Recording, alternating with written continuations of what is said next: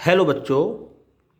आज हम बात करेंगे चैप्टर ऑसिलेशन से रिलेटेड एक और इम्पोर्टेंट टॉपिक की, जिसका नाम है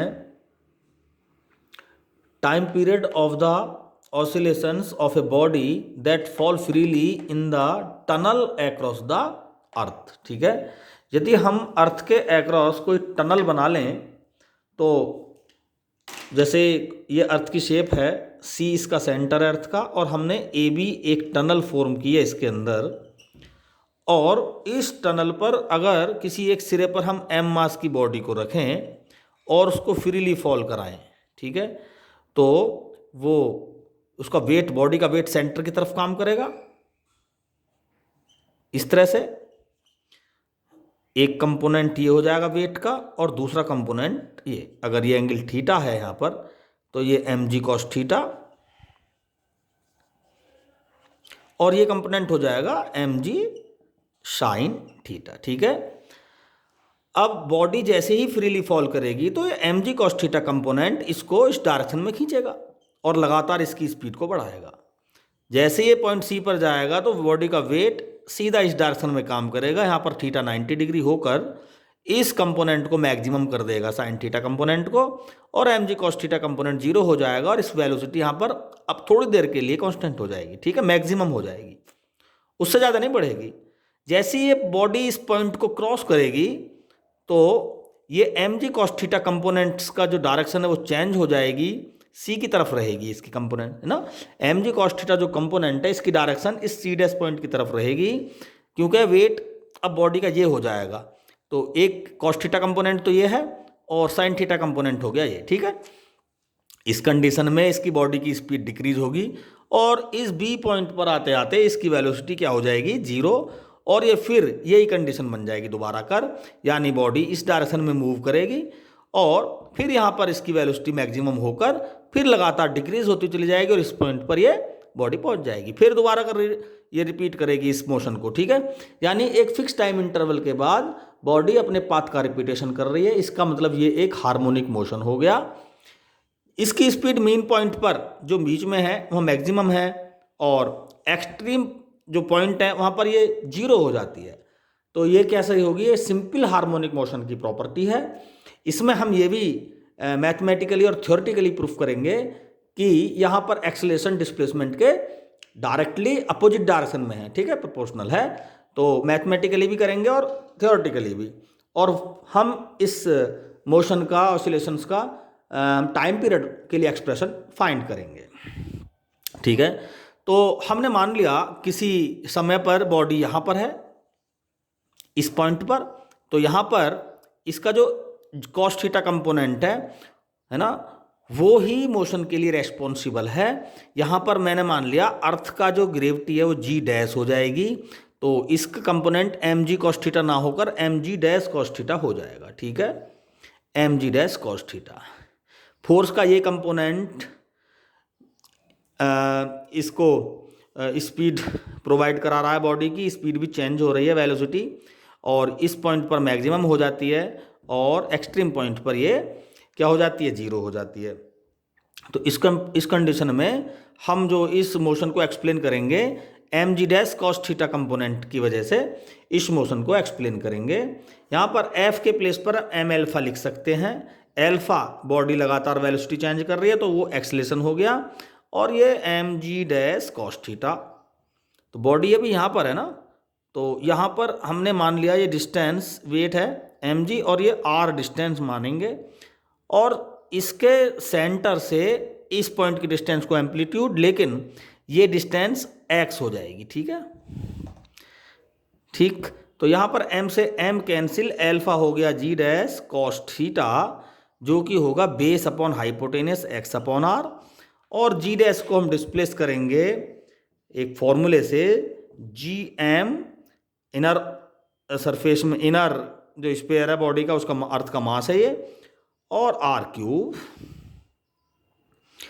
तो G M upon are cube cos theta X upon R हो गया, G M upon R square sorry, और एक्स अपॉन आर ये है। यहाँ पर मास को थोड़ा सा क्या करेंगे, एल्फा, मास को ड्राइव करेंगे 4/3 pi r cube x upon are cube से कैंसिल हो गया।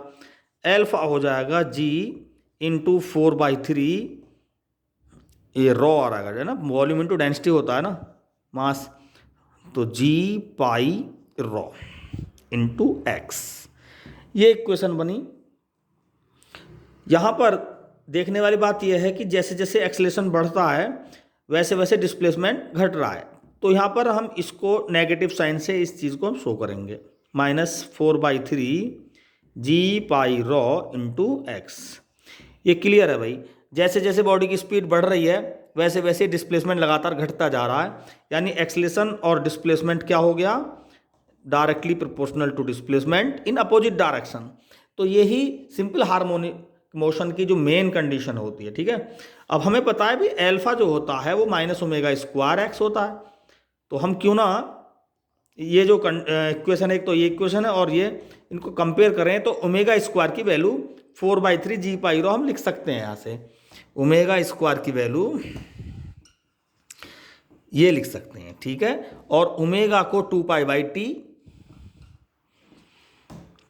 होल स्क्वायर 4/3, यहां से हम सिंपल टाइम पीरियड फाइंड करेंगे।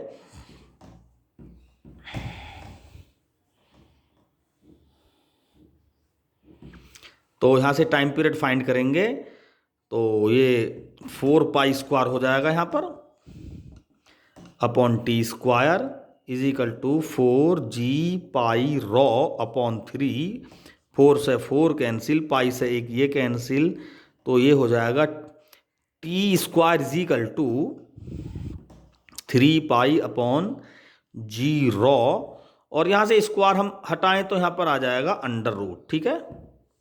ये टाइम पीरियड का एक्सप्रेशन हो गया।